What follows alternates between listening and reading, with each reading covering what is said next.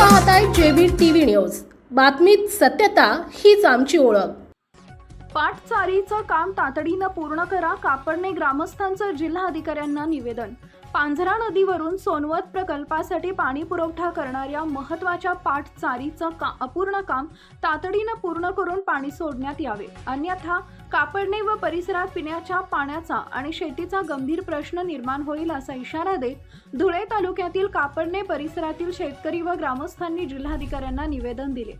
पांझरा नदीवरील सोनवत प्रकल्पाच्या पाटचारीवर रेल्वे प्रशासनातर्फे खोदकाम करण्यात आले असून त्या ठिकाणची संरक्षक भिंतही तोडण्यात आली आहे। मात्र हे काम अद्याप अपूर्ण असून यावर्षी पाटचारीतून पाणी सोडलं जाणार नाही असं प्रशासनाकडून सांगण्यात आल्यामुळे परिसरातील शेतकरी व नागरिकांमध्ये तीव्र चिंता व्यक्त होतीये।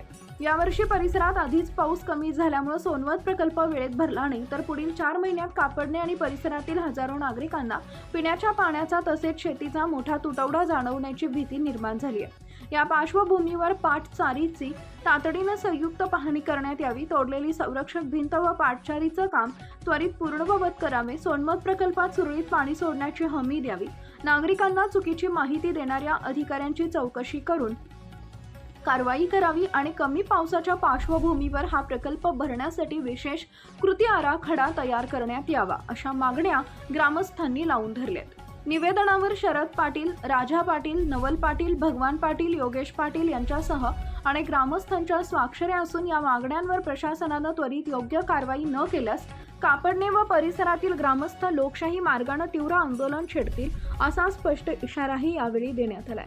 प्रतिनिधी परीक्षित परदेशी, जेबीटीव्ही न्यूज, धुळे। आम्ही कापडणेकर आणि कापडणे परिसर मधून आलेले शेतकरी आम्ही काल संबंधित पाट वर गेलो। पूर्ण पाटचारी संबंधित रेल्वे प्रशासनाने फोडलेली असून जोपर्यंत ती पाटचारी दुरुस्त होत नाही तोपर्यंत पाटचारीमध्ये पाणी टाकत नाही, तोपर्यंत सोनत प्रकल्प पूर्ण भरत नाही।